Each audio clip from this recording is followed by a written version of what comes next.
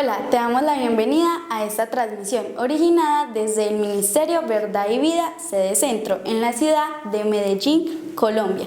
Te invitamos a disponer de este tiempo para aprender juntos de la palabra de Dios. Prepara un espacio libre de ruidos o distracciones. Ten disponible tu Biblia, libreta de apuntes, lapicero y tu mejor actitud. Y no olvides compartir esta transmisión para que el mensaje llegue a muchas personas. Encuéntranos en Facebook y YouTube. Activa la campanita de notificaciones para que estés enterado de cada una de nuestras publicaciones, que creemos será de mucha edificación para tu vida. Dios te bendiga. Vamos a pasar ahora a la predicación de la palabra del Señor. Vamos a mirar algo de Jueces. Jueces capítulo 9. Y más que mirar algo es mirarlo todo, pero lo más rápido posible, porque es un tema que es interesante para, sobre todo, estos tiempos de elección que estamos ya para tener en nuestra región, en nuestro país. Siempre cuando alguien habla de política y de fútbol, yo pienso, todos podemos hablar de política y de fútbol, así no sepamos nada.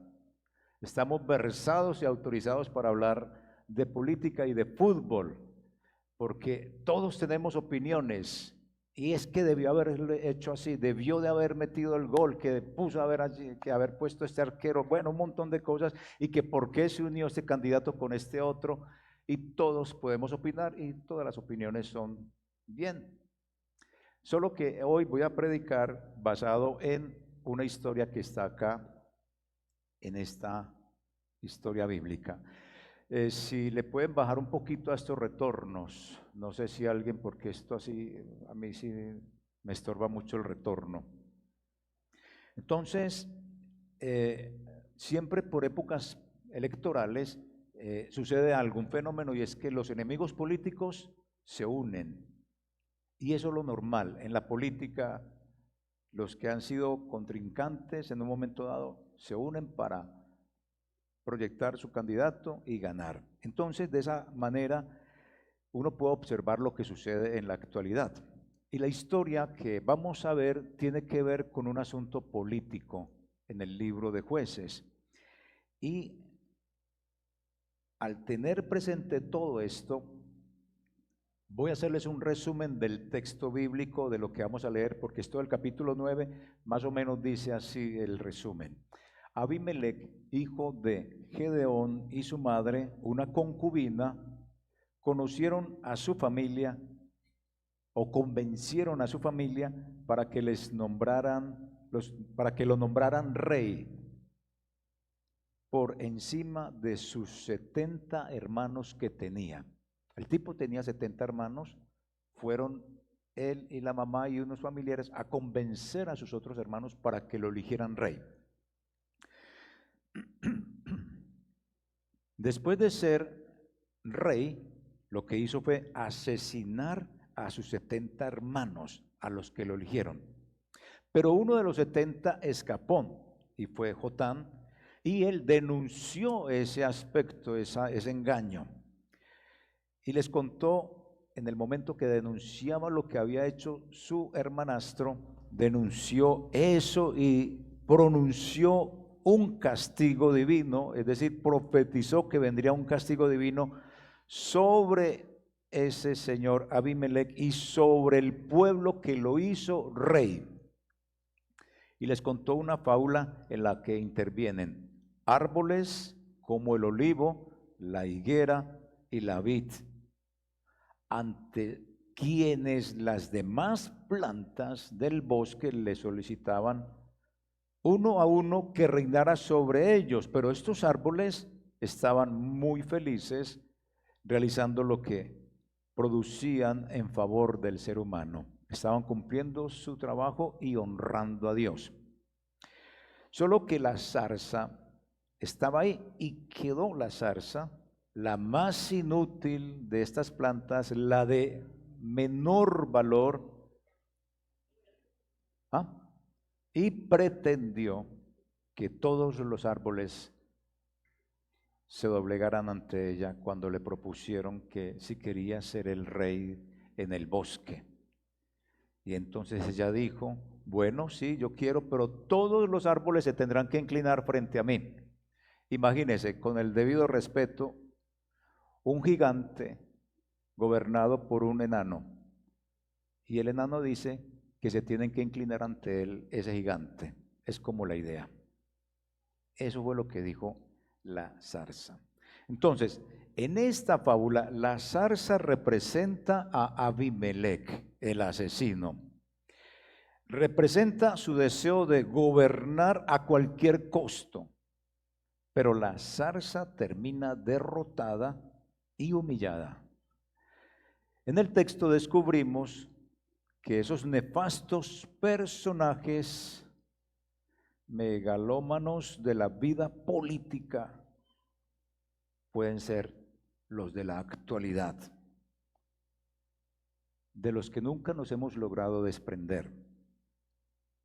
La fábula es que si la gente hubiera actuado en buena fe e integridad en relación con Gedeón, el que debía ser realmente el que esté allí puesto, él murió y quedaron 70 hijos, tenía que ser otro el descendiente, el que estuviera ahí en la cabeza de la familia.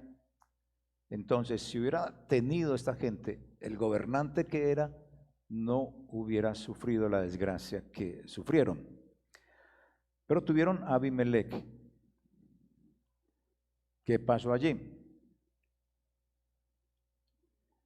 Si Abimelech hubiera actuado con buena fe e integridad, hubiera sido muy bien, pero el hombre no actuó de esa manera. Entonces, aquí podemos ver algo de buena fe e integridad, que es lo que vamos a tratar de observar. La idea es que desde el versículo 1 hasta el 6, y lo voy a leer ya para todos ustedes, dice: Abimelech, hijo de Jeroboam, fue a Siquén, a los hermanos de su madre, y habló con ellos y con toda la familia de la casa del padre de su madre, diciendo: yo os ruego que digáis en oídos de todos los de Siquén, ¿qué os parece mejor? ¿Que os gobiernen 70 hombres, todos los hijos de Jeroboam, o que os gobierne un solo hombre? Acordaos que yo soy hueso vuestro y carne vuestra. Les está diciendo, yo soy también hermanastro de ustedes. Y hablaron por él los hermanos de su madre en oídos de todos los de Siquén todas estas palabras, y el corazón de ellos se inclinó a favor de Abimelech, porque decían, nuestro hermano es. Y le dieron 70 siclos de plata del templo de Barberic, con las cuales Abimelech alquiló hombres ociosos y vagabundos que le siguieron. Y viniendo a la casa de su padre en Ofra, mató a sus hermanos, los hijos de Jeroboam, 70 varones, y sobre una misma piedra. Pero quedó Jotán, el hijo menor de Jeroboam, que se escondió. Entonces se juntaron todos los de Siquén con toda la casa de Milo, y fueron y eligieron a Abimelech rey por rey cerca de la llanura del pilar que estaba en Siquén. Entonces, ¿por qué nombran un rey? La idea, o a alguien que esté a la cabeza de ellos, es que en el tiempo de los jueces, cuando tenían dificultades con los pueblos que venían a hostigarlos, a molestarlos, Dios generalmente levantaba a una persona que era llamada juez. Ese juez era un ser que tenía un poder especial de Dios, como el caso de Sansón, que tenía una fuerza impresionante, y este caso es parecido. Aquí entonces encontramos a Abimelech. Ellos lo habían elegido y no se daban cuenta o no sabían todavía que estaban durmiendo con el mismo enemigo. Después de que lo eligieron, mandó a matar a sus 70 electores. Entonces ahí es donde Jotán, el que escapa, profetiza que los mismos que le ayudaron se van a ir en contra de él. Esa es la idea que se plantea acá. Entonces, yo no tengo ni pretendo hablar de coaliciones, ni de candidatos, ni nada de eso, no. Simplemente observe en el mundo político, que ya estamos cerca de las elecciones, por quién va a votar. Si va a votar por el tamal que le dan, está mal. Está mal. Por favor, mucho cuidado con el cuento. Porque aquí los siquemitas aceptaron apoyarlo, ya que sería un gobierno más cercano a ellos que los otros hijos de Gedeón. Es decir, vamos a elegir a nuestro hermanastro. Le pagaron la campaña con el dinero adelantado del templo, como dice allí, que sacaron el dinero del templo.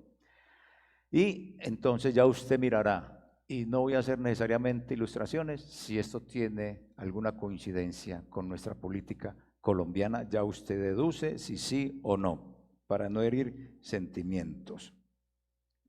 Entonces, ¿con esto qué quiero decir? Una obra, y en este caso una obra política que comienza bajo el nombre y bajo la influencia como cosa dañina, que fue el asesinar a 70 de sus electores, comienza así la gobernabilidad de un hombre. Aquí hay una influencia satánica. Lo mismo sucede dentro de todas estas campañas electorales. Pero esto que comienza mal, muy probablemente termine también mal, porque esta historia termina mal para quien comenzó mal. Por eso pensemos con lógica durante estas campañas electorales o esta campaña electoral. ¿Quién de los candidatos tiene más poder para hacer mal y quién tiene más poder para hacer bien? Es lo único en lo cual yo me puedo basar. Y todos los que estamos acá tenemos la razón dada por Dios. Y esa razón dada por Dios, combínela con la Escritura.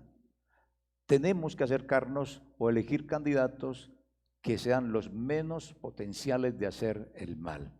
No hay candidato que venga salido de un huevo, de la cáscara de huevo, pues se reventó y salió el candidato. No vienen candidatos en una cápsula. Todos vienen de nosotros, del pueblo, y vienen con sus historias, buenas y malas, pero usted va a tener que sopesar eso, por favor, porque lo que son las redes sociales no les importa dañar la honra de la gente, decir verdades, no decir verdades, y eso lo tiene que usted sopesar en el momento que vaya a votar. Así que los de Siquén apoyaron el plan porque era bueno para ellos, no porque fuera moralmente correcto o bueno para la nación, no, como lo que sucede en nuestra Colombia actual. Ya tiene que observar usted la historia menos mala, los proyectos que presenten, las cosas que usted observa, eso tiene que analizarlo, pues al fin y al cabo tenemos la razón de parte de Dios y la moral dada por la Escritura. No tenemos que buscar la moral en libros, la moral ya está escrita acá. No es bueno robar, no es bueno adulterar, no es bueno matar, no es bueno mentir. Todos estos asuntos que son precisamente morales de nuestra comunicación con Dios, están acá en la Escritura. Somos cristianos, los conocemos, pero entonces use la razón en su momento de la elección. Es casi difícil el decir quién era el peor, ¿cierto? En ese caso allá, si Abimelec o todos los que le apoyaron, y cuando no había como lógica en eso. El hombre mató a 70 personas. Los de Siquén, que fueron sus cómplices y aprobaron esa carnicería, iban también a pagar las consecuencias de esto. Pero aún habiendo asesinado, participando de eso, él lo eligieron. Y ahí está el problema. Lo eligieron. Mire los gobiernos de nuestra América Latina, mire los gobiernos de nuestra Colombia y analice usted realmente qué ha pasado y piense con lógica y con la Escritura.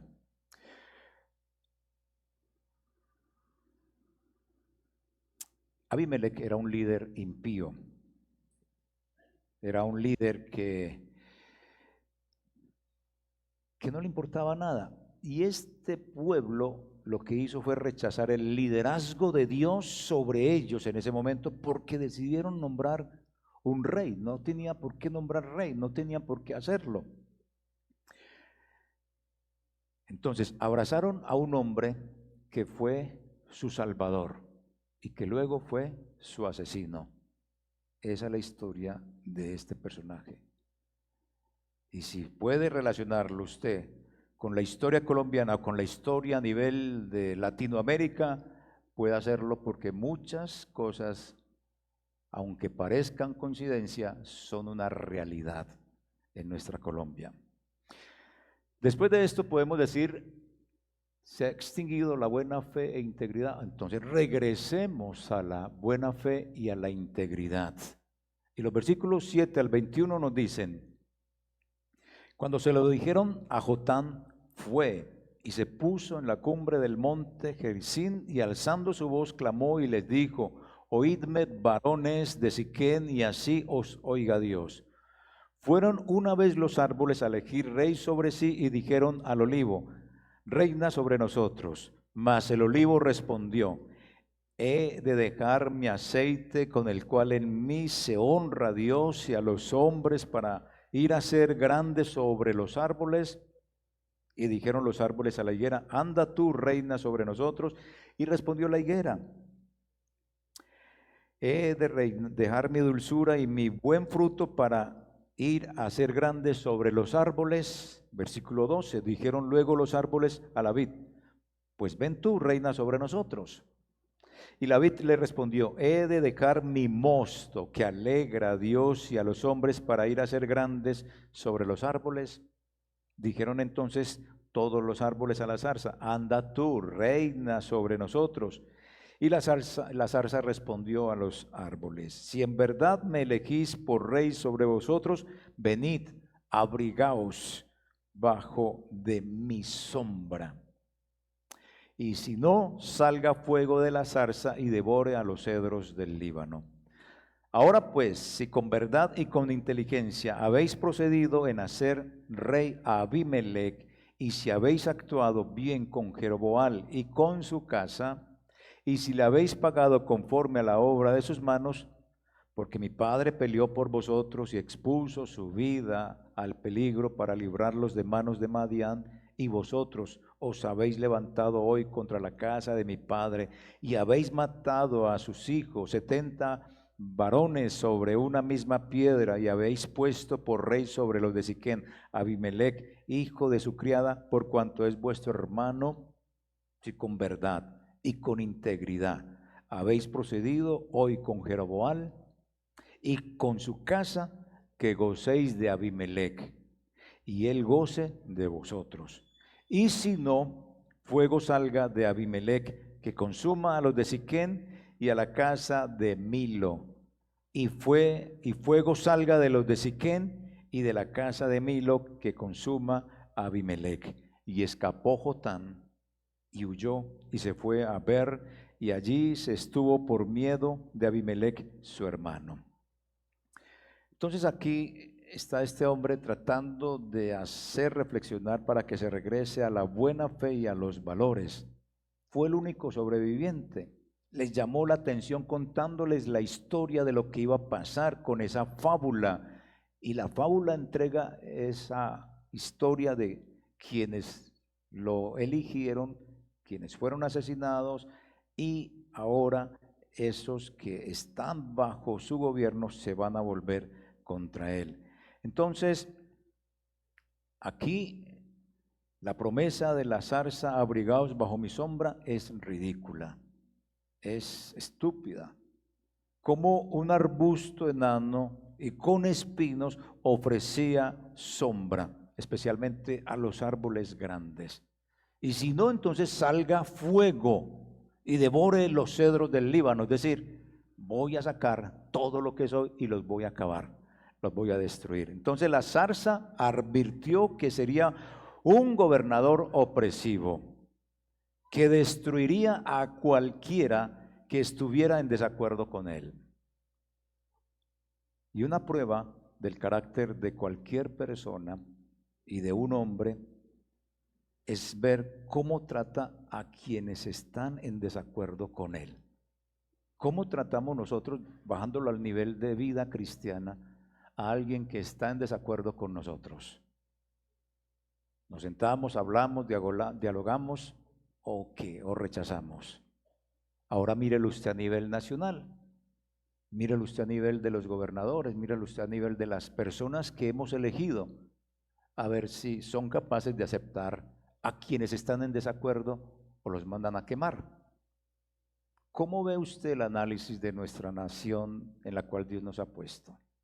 Observe, y no quiero seguir haciendo sino solo alusiones, y usted ya va a cuadrar las imágenes y las ilustraciones y las vivencias y los ejemplos para no llegar a herir susceptibilidades de nadie. Porque alguien me dijo, no se meta en política, ni nombre presidente, ni nombre nadie. Entonces listo, vamos a dejarlo así, pero usted queda a su recreación, imaginarse todo lo que quiera imaginarse. Y ahí está la persona que estaba diciendo eso, pues allá usted entonces. Acá entonces, si su único deseo es destruir a aquellos que no están de acuerdo, cuando estamos en una conversación, si estoy yo siendo criticado por alguien que no está de acuerdo conmigo, yo debo, por la razón y por la escritura, sentarme y hablar, escuchar y saber qué pasa, pero no irme a golpes, ni a humillar, ni a ultrajar, ni a echarle fuego, ni a quitarle la honra, ni nada de estas cosas. Y es lo que sucede en el ámbito político. Entonces la historia de esta Biblia, la palabra de Dios, nos cuenta con una fábula, con un cuento para niños, la historia que sucede en nuestra política diaria y en nuestro continente latinoamericano. No nos salimos de esta realidad.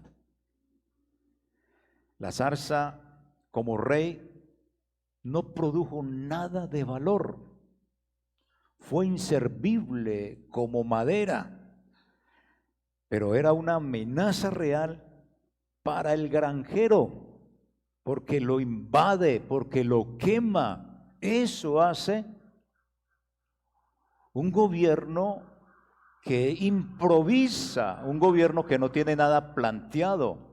Por eso ustedes tienen que elegir gobernantes que planteen cosas que sí sirvan para nuestra ciudad y para el país. Por favor, sálganse de esa cloaca de las redes sociales y estudien bien los proyectos de cada candidato, independiente del que quiera usted. Pero sálgase de la cloaca de las redes sociales donde usted tiene que nadar muy bien para saber por quién va a votar, porque eso infecta. La moraleja de esta fábula es: hombres débiles, sin valor e inicuos serán los primeros en montarse en el poder, pero al final traerán ruina sobre nosotros los que los elegimos, y el pueblo será infeliz y todo acabará mal. Esta fábula nos habla de situaciones políticas realmente con las cuales nos identificamos muy bien en la actualidad. Entonces, si ha sido extinguida la buena fe y la integridad, regresemos a la buena fe y la integridad y no abandonemos más la buena fe y esa integridad. Versículos 22 al 49 nos dicen: después que Abimelec hubo dominado sobre Israel 3 años, envió Dios un mal espíritu entre Abimelec y los hombres de Siquén. Y los de Siquén se levantaron contra Abimelec, para que la violencia hecha a los 70 hijos de Jeroboam y la sangre de ellos recayera sobre Abimelec, su hermano, que los mató, y sobre los hombres de Siquén, que fortalecieron las manos de él para matar a sus hermanos.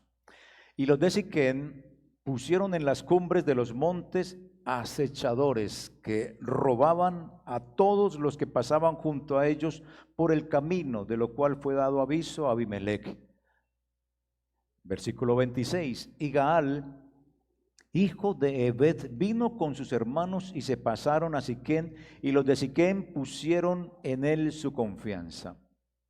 Y saliendo al campo, vendimiaron sus viñedos y pisaron la uva e hicieron fiesta, y entrando en el templo de sus dioses comieron y bebieron y maldijeron a Abimelech. Mire cómo se voltea todo. Y Gal, hijo de Ebed, dijo: ¿Quién es Abimelech y qué es Siquem para que nosotros le sirvamos? ¿No es hijo de Jeroboam y no es Zebul ayudante suyo? Servid a los varones de Amor, padre de Siquem, pero ¿por qué le hemos de servir a él? Ojalá estuviera este pueblo bajo mi mano, pues yo arrojaría luego a Abimelech y diría a Abimelech: aumenta tus ejércitos y sal. Cuando Zebul, gobernador de la ciudad, oyó las palabras de Gal, hijo de Ebed, se encendió en ira. Y envió secretamente mensajeros a Abimelech diciendo: he aquí que Gal, hijo de Ebed, y sus hermanos han venido a Siquem, y aquí que están sublevando la ciudad contra ti. Levántate pues ahora de noche, tú y el pueblo que está contigo, y pon emboscada en el campo. Y por la mañana, al salir el sol, madruga y cae sobre la ciudad. Y cuando él y el pueblo que está con él salgan contra ti, tú harás con él según se presente la ocasión. Levantándose pues de noche, Abimelech y todo el pueblo que con él estaba pusieron emboscada contra Siquem con 4 compañías. Y Gaal, hijo de Ebed, salió y se puso a la entrada de la puerta de la ciudad, y Abimelech y todo el pueblo que con él estaba se levantaron de la emboscada. Y vino Gaal al pueblo, dijo a Zebul, y viendo Gal al pueblo, dijo a Zebul: he allí gente que desciende de las cumbres por los montes. Y Zebul le respondió: tú ves la sombra de los montes como si fueran hombres. Y volvió Gal a hablar y dijo: he allí gente que desciende en medio de la tierra, y una tropa viene por el camino de la encina de los adivinos. Y Zebul respondió: ¿dónde está ahora tu boca con que decías: ¿quién es Abimelech para que le sirvamos? ¿No es este el pueblo que teníais en poco? Sal pues ahora y pelea con él. Y Gal salió delante de los de Siquem y peleó contra Abimelech. Mas lo persiguió Abimelech, y Gal huyó de él. Y cayeron heridos muchos hasta la entrada de la puerta, y Abimelech se quedó en Aruma. Y Zebul echó fuera a Gaal y a sus hermanos para que no morasen en Siquem. Aconteció el siguiente día que el pueblo salió al campo y fue dado aviso a Abimelech. Versículo 43. El cual, tomando gente, le repartió en 3 compañías y puso emboscadas en el campo. Y cuando miró, he aquí el pueblo que salía de la ciudad, y se levantó contra ellos y lo atacó. Porque Abimelech y la compañía que estaba con él acometieron con ímpetu y se detuvieron a la entrada de la puerta de la ciudad, y las otras 2 compañías acometieron a todos los que estaban en el campo y los mataron. Y Abimelech peleó contra la ciudad todo aquel día y tomó la ciudad y mató al pueblo que en ella estaba y asoló la ciudad y la sembró de sal. Cuando oyeron esto, todos los que estaban en la torre de Siquem se metieron en la fortaleza del templo del dios Berit. Y fue dado aviso a Abimelech de que estaban reunidos todos los hombres de la torre de Siquem. Entonces subió Abimelech al monte de Salmón, y él y toda la gente que con él estaba tomó Abimelech una hacha en su mano y cortó una rama de los árboles, y levantándose se la puso sobre sus hombros, diciendo al pueblo que estaba con él: lo que me habéis visto hacer, apresuraos a hacerlo como yo.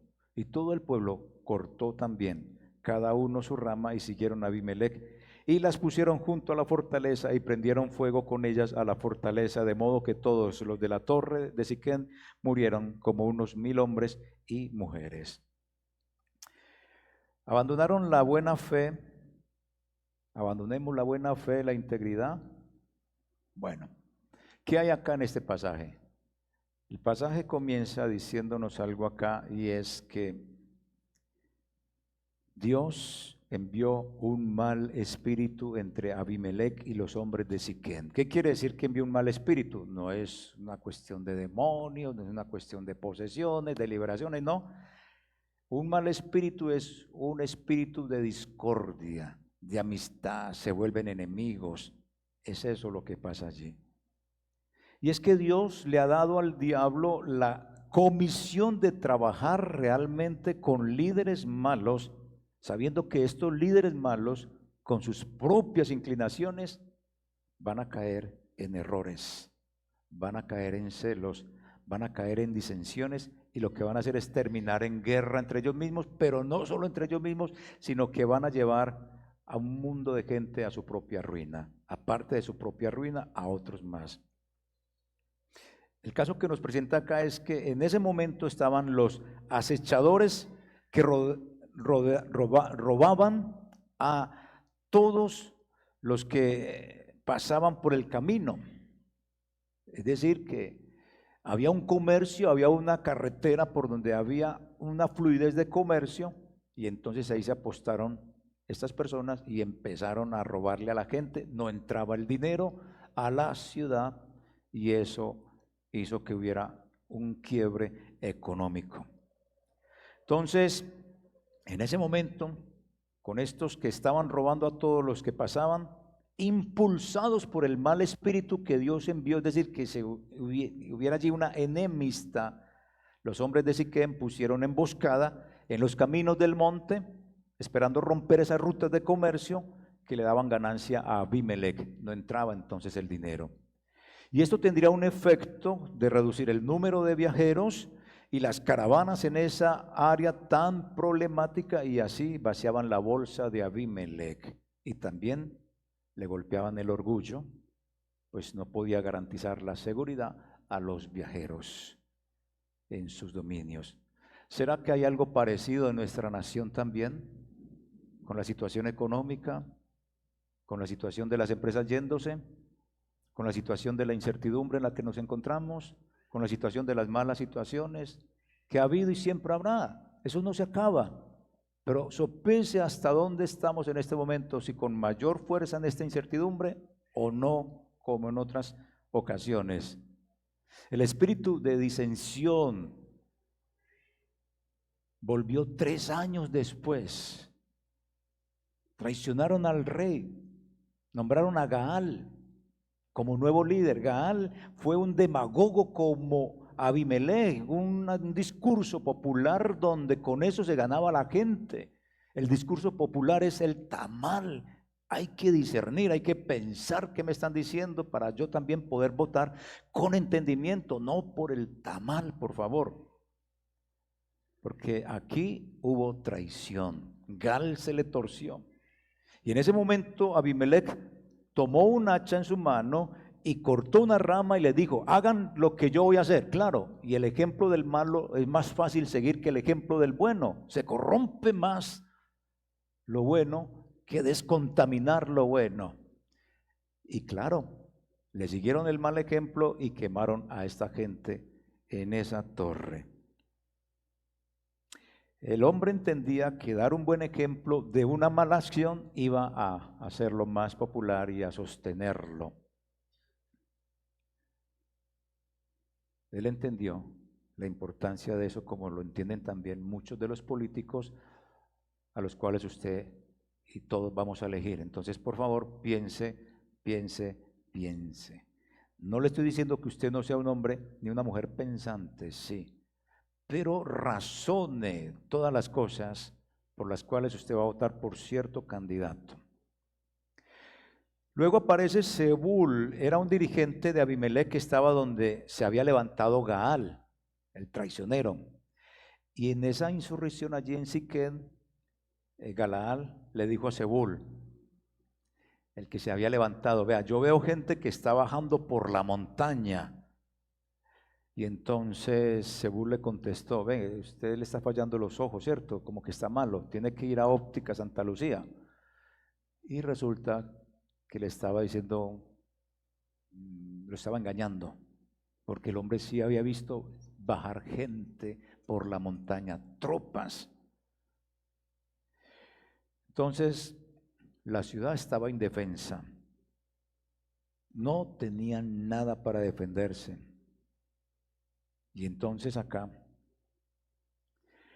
resulta que cuando Gaal quiere reaccionar, que sí eran los enemigos que estaban bajando, pero que Zebul lo estaba engañando y diciéndole que no era nada, ya no pudo hacer nada, ya era demasiado tarde. Abimelec había llegado con toda su gente y quedaron como carne quemada completamente allí. Todos murieron. Entonces, esto muestra el problema de seguir a hombres que llegan al poder a través de la violencia o que hayan sido violentos, donde los buenos nos tenemos que esconder como ratas mientras los malos reciben un sueldo porque están siendo gestores de paz.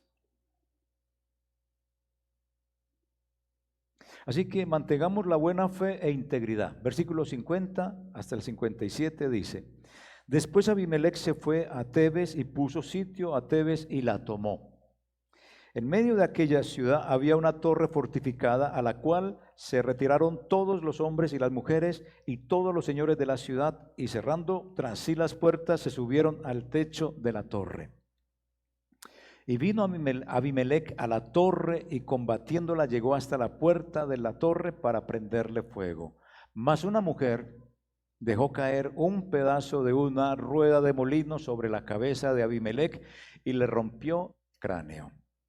Entonces llamó apresuradamente a su escudero y le dijo: saca tu espada y mátame, para que no se diga de mí, una mujer lo mató. Y su escudero le atravesó y murió. Y cuando los israelitas vieron muerto a Abimelec, se fueron cada uno a su casa. Versículo 56. Así pagó Dios a Abimelec el mal que hizo contra su padre, matando a sus 70 hermanos. Versículo 57. Y todo el mal de los hombres de Siquén lo hizo Dios volver sobre sus cabezas, y vino sobre ellos la maldición de Jotán, hijo de Jeroboam. Mantengamos la buena fe y la integridad, hermanos amados. Jotán y la mujer que tiró la piedra de molino eran sinceros. Jotán, que habló de la fábula, la mujer que tiró la piedra de molino, no sé qué peso tendría, no sé cómo hizo para moverla y montarla en un segundo piso para tirársela precisamente en la cabeza a este tipo. Son sinceros y son leales. Abimelec llegó a atacar aquí en otra ciudad. Vamos a destruir la otra ciudad. Y ahí estaba esa mujer que le lanza la piedra de un molino. Y entonces herido prefirió que dijeran que había sido muerto por una espada antes que una mujer fue la que lo mató. El bendito orgullo. Es que ante la pérdida de la buena fe y de la integridad, entonces la mano de Dios estuvo en el suceso. La mano de Dios estuvo en el estallido de la piedra en la cabeza de la zarza. A la zarza se le estalló la cabeza por una mujer. Si mató a sus hermanos sobre una piedra le quitó la vida. Esa es la ley divina. Ante la pérdida de la buena fe que podemos tener en la actualidad por todo lo que sucede y de la integridad, pues Dios impartió justicia. Y las palabras de Jotán aquí fueron claves.